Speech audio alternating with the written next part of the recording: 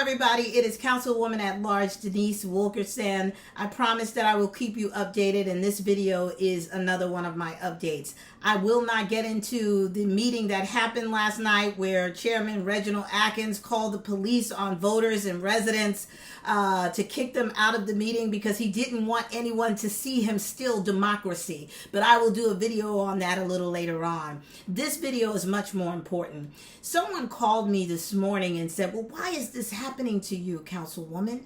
And I told them, and I figured I might as well tell the public as well. So this assault on democracy, it's not about me.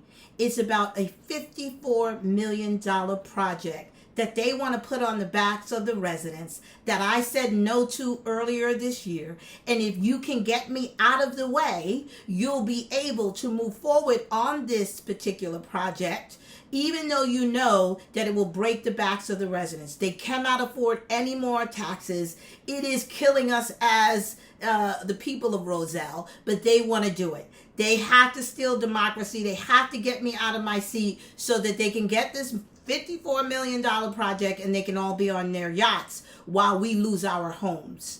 So anyway, let's get into this project. Last year, Dr. Fisher, the superintendent of the Board of Education, did a worldwide tour on pitching this new school that he wanted to do, and it was going to be about $54 million. Of course, I attended those meetings. I'm a resident as well as elected official. And in each of those meetings, the residents said, how are you going to pay for this, right? And they said, we can't afford it. We can't do this project. So he did not get the support that he wanted to get on that. He also began to talk about having a public-private partnership. There was no private company that wanted to take this disaster up, so he couldn't do that. And so this year he went to the county, the UCIA, to see if they would take the project up. The county wisely said, we are not putting the rest of the county on the hook for this particular project.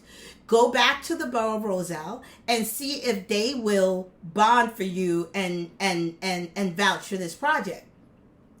And so they met with Dr. Fisher, met with myself, the mayor, another council person, and staff. And they pitched this, right? And we said, I specifically said, do a referendum. A referendum means you put the choice to the people. You put it on the ballot. Would you support a school system? The importance of that is that if it passes in the referendum, the state will pay 59% of the costs. Why would we not take that up? Why would we not take free money, right? Because they don't think it will pass with the people, because last year he got no support for this project, right? So they don't want to put it on for a referendum. It should have been on this November ballot. They did not do that, right? But they're trying to get their candidate on there. So anyway, they came to us at the borough and they said, can you do it? I said, no, do the referendum. I will personally go door to door and help you get free money so that it wouldn't be all on the backs of the residents, right? They did not want to do that. Their answer was to get rid of her.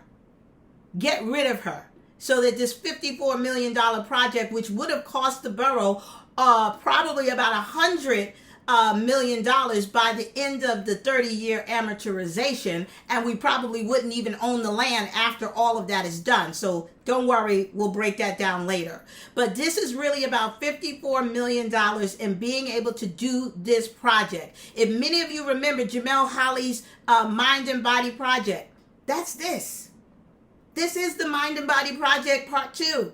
They want to be able to do that and put it on the backs of the residents. They're telling you they're fighting for you when really they're fighting for themselves. They want to make millions. Architects, engineers, everybody will make money off of this project. Everybody will make money off of you losing generational wealth because you won't be able to afford to stay in your house. Everyone will benefit from you losing your dream home. Everyone will benefit from your struggle and your strife in your household when your taxes triple. My God, this isn't about me. This is about $54 million. I am sending an email to Governor Murphy, to the Speaker of the House, to the Senate President, to all of my LD20 elected officials. I am sending to the Judiciary Committee on the state level. We are sending a message to all of them. We cannot be like the Republicans. What are we, Project 2025? Stealing democracy for money? It will not happen. God will not allow it. And you can't tag me as an angry black woman. I'm a woman that's free enough to fight for the people, and I will do so until there's no breath. So, people, here you have it. It's about $54 million. Stand up. We're having a rally tonight.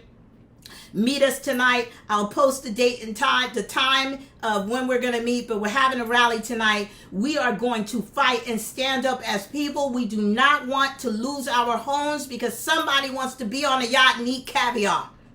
It's not going to happen. And anyone who touches this project, make sure you know that they are willing to risk you to make you pay for their mess.